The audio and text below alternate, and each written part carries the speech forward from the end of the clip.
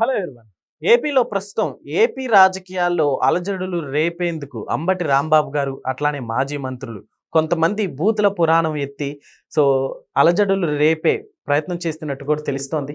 ఈ అంశాల మీద ఒకసారి వివరణ తీసుకునే ప్రయత్నం కూడా చేద్దాం. ప్రస్తుతం స్టూడియోలో జర్నలిస్ట్ జగదేవ్ గారు ఉన్నారు, వెల్కమ్ చెప్దాం. Hello sir. Hi Zakir. Sir, ఇప్పుడు ఇదంతా ఈ బూతు పురాణాలు అంబటి రాంబాబు గారు మాట్లాడిన ఆ వీడియో చూస్తే నిజంగా చంద్రబాబు నాయుడు గారి మదర్ని కూడా తిట్టడం జరిగింది. సో అసలు ఈ వీడియోల గురించి మీరేం మాట్లాడతారు?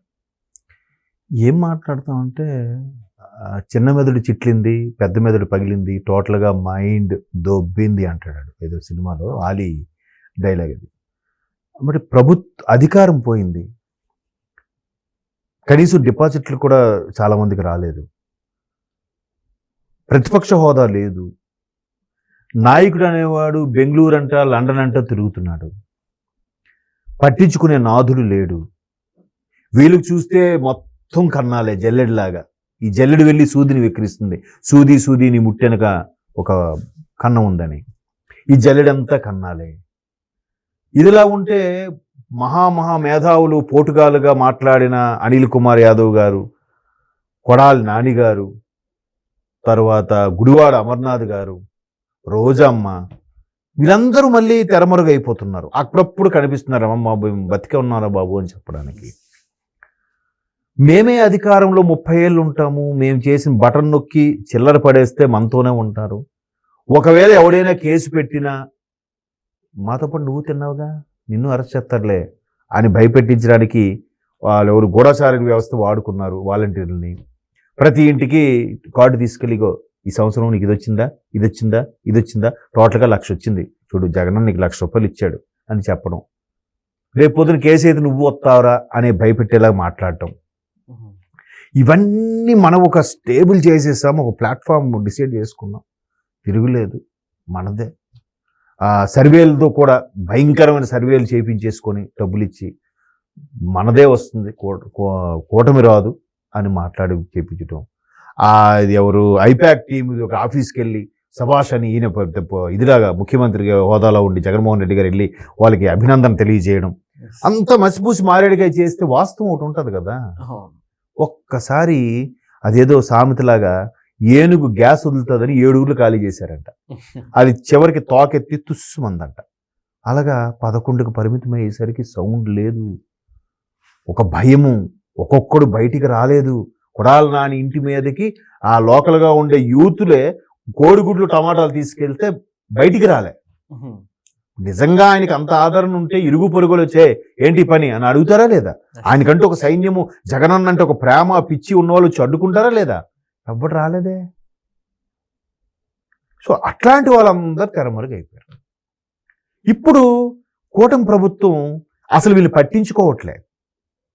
కొన్ని పట్టించుకొని అరెస్టులు చేస్తే అక్రమ అరెస్టు, అన్యాయం, అధర్మం అని ఏదో రకరకాలుగా వాగి ఆ డామ్ డూమ్ డష్ అనుకొని వార్తల్లో నిలబడేవారేమో. ఎందుకంటే ఒక ఎమ్మెల్యే కూడా కాదు వీళ్ళెవరు, ఒక ఎమ్మెల్యే కూడా కాదు, అసెంబ్లీకి వెళ్ళలేరు, అసలేనోడు అసెంబ్లీకి రాడు, ప్రజాస్వామ్యం మీద ప్రశ్నించరు. ఇంకేం మాట్లాడాలి? ప్రజాస్వామ్యం మీద ప్రశ్నిద్దామనంటే ముందు రాష్ట్రాన్ని సర్వనాశనం చేసేసారా బాబు, ఇప్పుడు జీతాలు పెన్షన్లు అనే పరిస్థితిని మెల్లమెల్లగా మెరుగులోకి వస్తుంది అని చెప్తూ వీళ్ళిచ్చే పథకాలన్నీ కూడా కొనసాగిస్తున్నారుగా. ముందేం చెప్పారు? బాబు వస్తే పథకాలు ఇవ్వడం అది తీసేస్తారన్నట్టుగా చెప్పారు.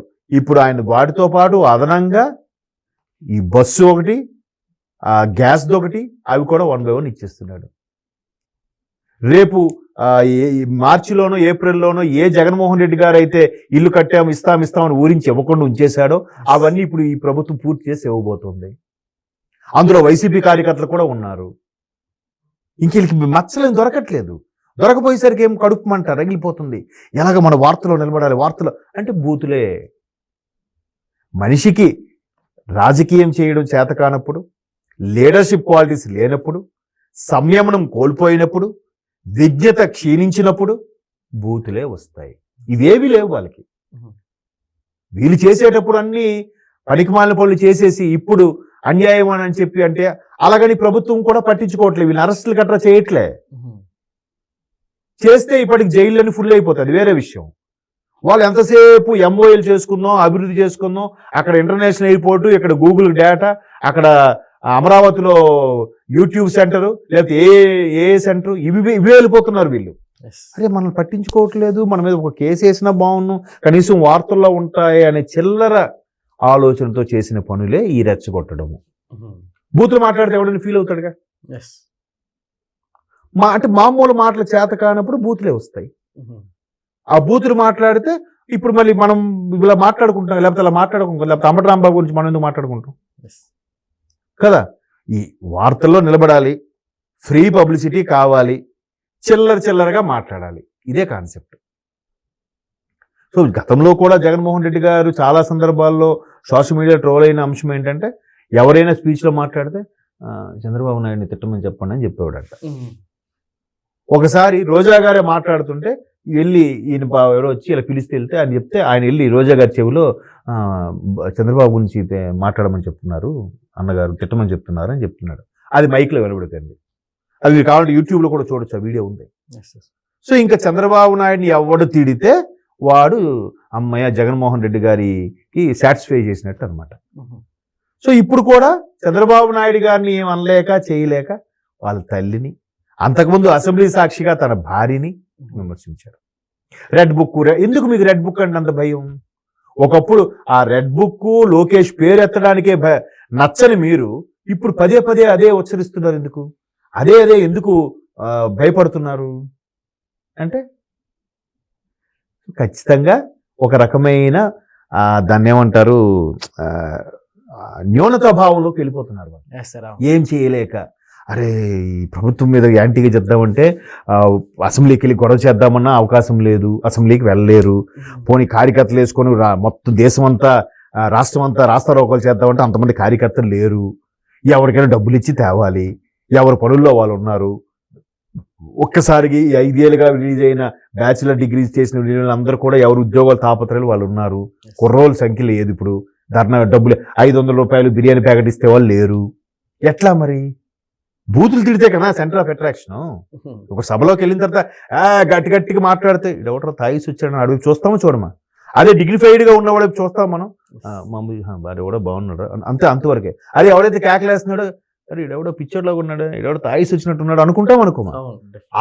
అది కావాలి వాళ్ళకి, ఆ సెంటర్ ఆఫ్ అట్రాక్షన్. అటువంటి హీనమైన సెంటర్ ఆఫ్ అట్రాక్షన్ కావాలి కాబట్టి బయటకు వచ్చి మరీ బూతులు తిట్టి మరి లోపలికి వెళ్ళాడంటే ఆయన అంబటి రాంబాబు గారు ఆయన విజ్ఞతకి 2 కాదు 100 నమస్కారాలు పెట్టినా సరిపోదేమో, అంత గొప్ప.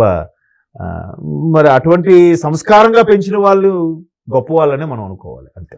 అంతకుమించి మనం వీళ్ళకి విమర్శించడం కూడా waste. Okay sir, thank you.